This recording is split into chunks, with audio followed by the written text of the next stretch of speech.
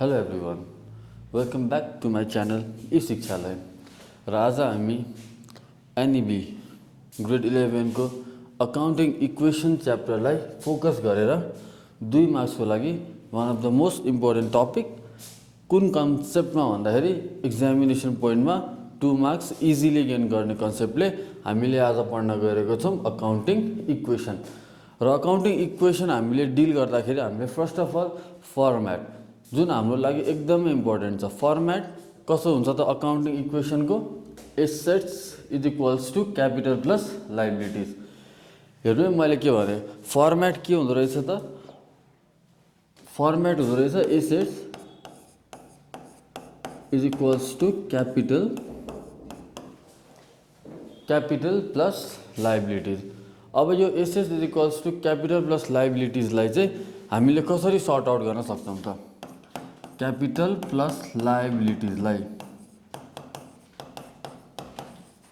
कसरी हामीले sort out गर्न सक्छौँ। इट इज भेरी कसरी सर्ट आउट गर्न सक्छौँ भनेको फाइनल रिजल्ट कसरी निकाल्ने।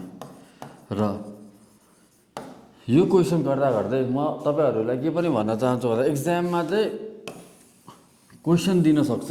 एक्जाम पर्सपेक्टिभमा चाहिँ तपाईलाई what is the relationship between what is the relationship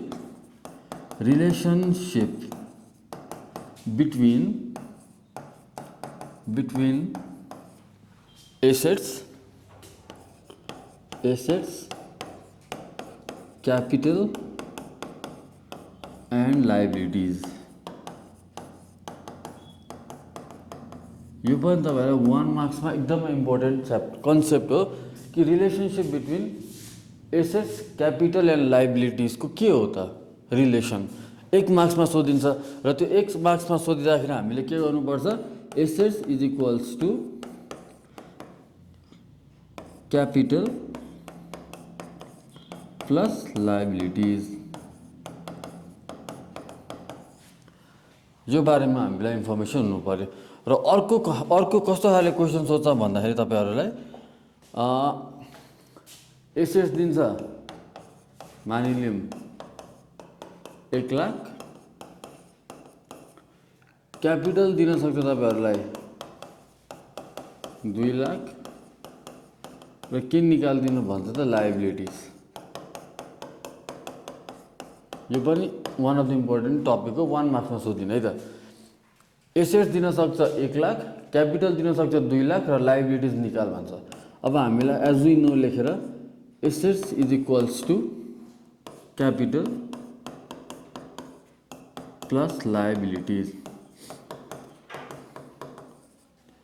और एसेट्स कति दिएको छ त 1 लाख, क्यापिटल कति दिएको छ 2 लाख प्लस लाइबिलिटी जस्ताको त्यस्तै। यो त मैले सिम्पली एउटा रफ क्वेसन गरौँ और लाइबिलिटिज यता लिएर liabilities is equals to 1 lakh minus 2 lakh। Liability is equals to 1 lakh minus 2 lakh, therefore liabilities is equals to minus 1 lakh। यसरी तपाईहरुलाई यो पनि 1 मार्क्सको लागि भेरी इम्पोर्टेन्ट टपिक हो।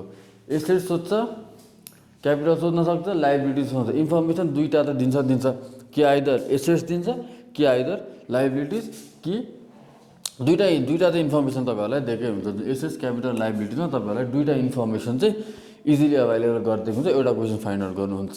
र अर्को भनेको तपाईहरुलाई मैले अघि नै भन्छ कि एसेट्स क्यापिटल र लाइबिलिटिजको बीचको रिलेसन के हो त एसेट्स लाइबिलिटिज र क्यापिटलको रिलेसन के हो भनेर 1 मार्क्समा सोध्दाखेरि सिम्पली के लेख्दिने फर्मुला लेख्दिने assets is equals to capital plus liabilities. अझै फर्मुला लेखिसकेपछि त्यसरी बक्सिङ गरिदिनु भयो भने अझै राम्रो र फ्रुटफुल हुन्छ है त। ल अब त्यसपछि आउने भनेको तपाईलाई 2 मार्क्समा सोधिने क्वेसन छ। यो त 110% सोध्ने क्वेसन हो 2 मार्क्सको। अब फर्स्ट अफ अल क्वेसनमा जाउँ। The started business with cash rupees 2 lakh and bank rupees 1 lakh. फर्स्टमा केही गर्नु पर्दैन, नम्बर एसएनमा ए लेखिदिने, इन्फर्मेसन जे दिएको छ त्यो इन्फर्मेसन लेखिदिने र started business with cash and bank number amount पनि लेख्नु परेन, Rajan लेखिदिउँ। Rajan started business with cash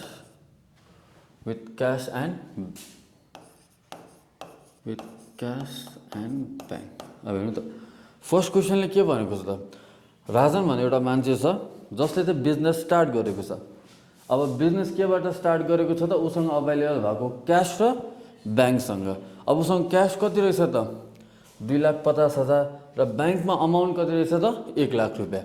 भनेपछि पुरा डिटेली लेख्नु परेन, सिम्पली तपाईँले साइडमा प्लस एसेट्समा के गरिदिने प्लस लेखिदिने, कति लेखिदिने प्लस 2,50,000 2,50,000 र त्यसै गरी अर्को प्लस के छ त 1,00,000। ल उसको स्टार्टेड बिजनेस भनेपछि डाइरेक्टली के बढ्यो त क्यापिटल बढ्यो। क्यापिटल एकैचोटि प्लस लेखेर जोडेर लेखिदिनु 2,50,000 प्लस 1,00,000 कति हुनुभयो 3,50,000 3,50,000। यसरी तपाईँले गरिसकेपछि एउटा लाइन तान्दिनु। लाइन कसरी तान्ने म भन्दैछु हेर्नु है त, लाइन तान्दिनु।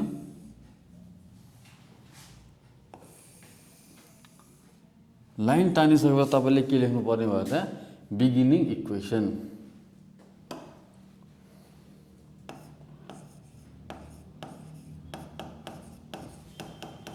बिगिनिङ इक्वेसन और टोटल कति हुन्छ त 2,50,000 प्लस 1,00,000 3,50,000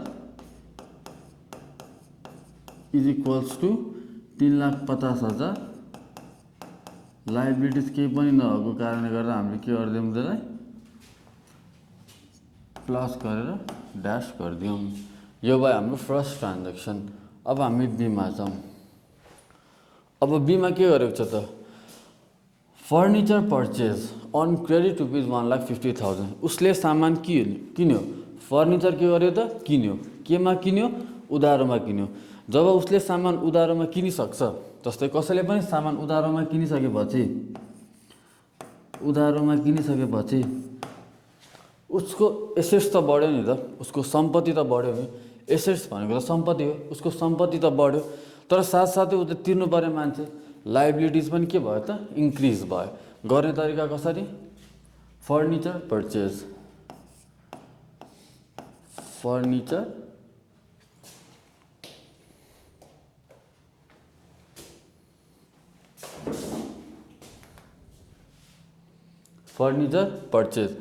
सरी डिस्टर्बेन्स फर्निचर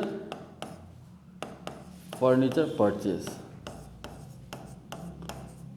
अब उसले फर्निचर पर्चेस गर्यो। अब फर्निचर पर्चेस गरिसकेपछि केमा पर्चेस गर्यो त एसेट्समा। उसको त एसेट्स बढ्यो नि त, जेसुकैमा पर्चेस गर्यो। अहिले त क्वेसनले क्रेडिट भनिदिएको छ, तर उसको फर्निचर के भयो त कम्पनीमा आयो। फर्निचर कम्पनीमा आइसकेपछि फर्निचर जब कम्पनीमा आइसक्छ त्यसको के हुने भयो त फर्निचर जब कम्पनीमा आइसक्छ एसेट्स त बढ्यो। कतिले बढ्यो त एसेट्स भन्दाखेरि हामी के गर्छौँ त यहाँ प्लस। कतिको फर्निचर बढेको छ त उसको हेर्नु त 1,50,000 1,50,000 को फर्निचर बढेको छ। हेर्नु है, उसको फर्निचर बढ्यो, पर्चेस गरेपछि उसको फर्निचर बढ्यो, एसेट्स बढ्यो, तर साथसाथै उसको के बढ्यो त लायबिलिटिज। कतिले बढ्यो त लायबिलिटिज 1,50,000 ले उसको के भयो लायबिलिटिज पनि बढ्यो। अब हामी सिम्पली फेरि लाइन तान्छौँ र लाइन तानिसकेपछि हामी के गर्छौँ न्यू इक्वेसन लेख्छौँ है।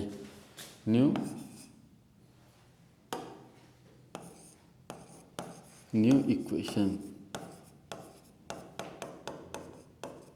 अब न्यू इक्वेसन 3,50,000 प्लस 1,50,000 कति हुने भयो त 4-5 lakh 5 lakhs is equals to यो जस्ताको त्यसै लेख्ने 3,50,000 प्लस अब कति आयो त नयाँ 1,50,000। यो हाम्रो भयो बी नम्बरको ट्रान्ज्याक्सन। अब हेरौँ सी नम्बर फर्निचर सोल्ड। के गर्यो त फर्निचर कम्पनीले सोल्ड गरिदियो। केमा सोल्ड गर्यो क्यासमा सोल्ड गर्यो, उसको फर्निचर गयो बेचिदियो अन क्यास। अब सिम्पली हामी लेख्दा के लेख्छौँ, फर्निचर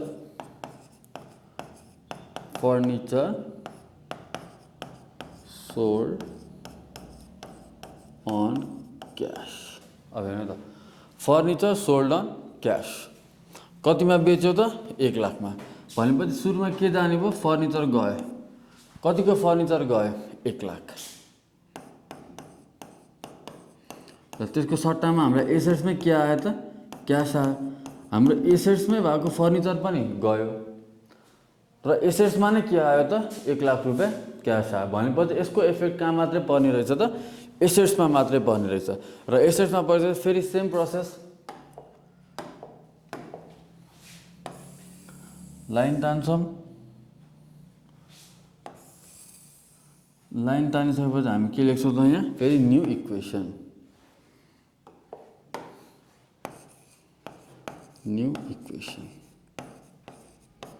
अब न्यू इक्वेसन गर्दाखेरि हामीले के गर्छौँ, 1 लाख प्लस 1 लाख माइनस 1 लाख 0 भने माथिको ठ्याक्कै त्यसको माथिको इक्वेसन सेम सारिदिन्छौँ यता। 5 lakh is equals to 3,50,000 plus 1,50,000।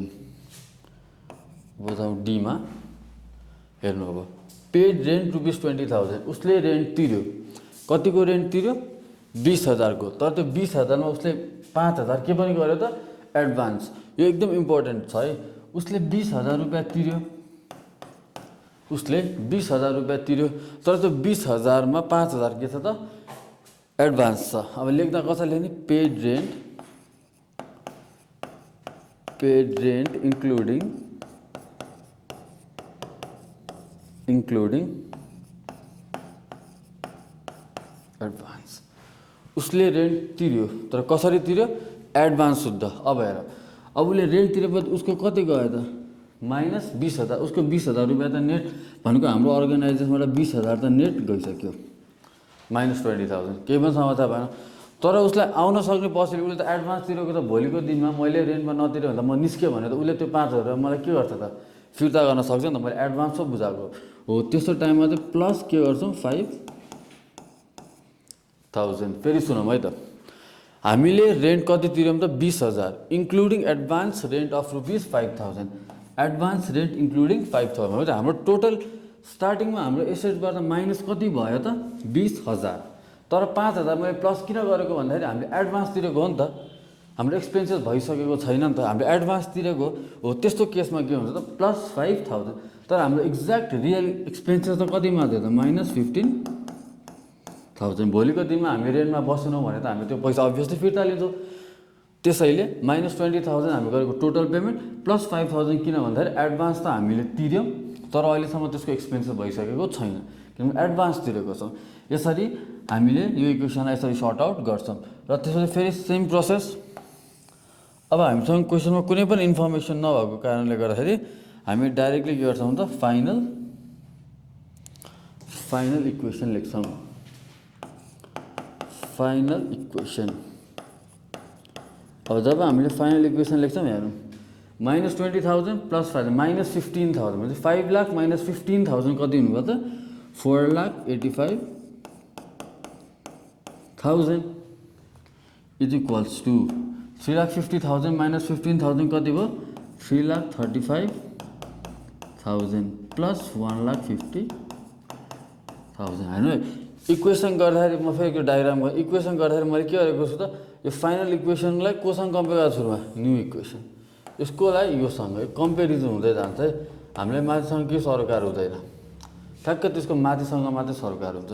यसरी हामीले यो 2 मार्क्सको क्वेसनलाई कम्प्लिट गऱ्यौँ। तर अझै सानो स्टेप बाँकी छ, त्यो स्टेप पनि लेख्नु भयो भने तपाईँको अलिकति मार्क्स काटिने पोसिबिलिटी हुन्छ। त्यसैले त्यो स्टेपलाई पनि गरौँ। त्यो स्टेपलाई गर्दाखेरि मैले अलिकति यहाँ भएको यो पोर्सन अलिकति मेटिदिएँ, किन हाम्रो त्यो पोर्सन त्यति खासै जरुरी छैन। अब यो लाइन त्यो खासै जरुरी छैन। त्यसैले simply finally assets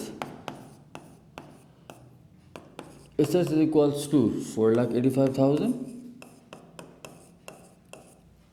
capital is equals to 3,35,000, र liabilities is equals to 1,50,000. Therefore, assets is equals to capital plus liabilities. यसरी हामीले फाइनली लेखिदिन्छौँ र यो क्वेसन यसरी हामीले सर्ट आउट गरेपछि हामीलाई 2 मार्क्स अप्टेन गर्नको लागि कुनै पनि किसिमको डिफिकल्टी आउँदैन। र यदि तपाईहरुलाई अरु यस्तै किसिमको कुनै क्वेशन्सहरु सोध्नु छ भने do comment in my comment section. I do request you to subscribe my channel, like my channel, so that you could get more valuable information and knowledge regarding accounts in further videos. So till then, have a great time. Thank you.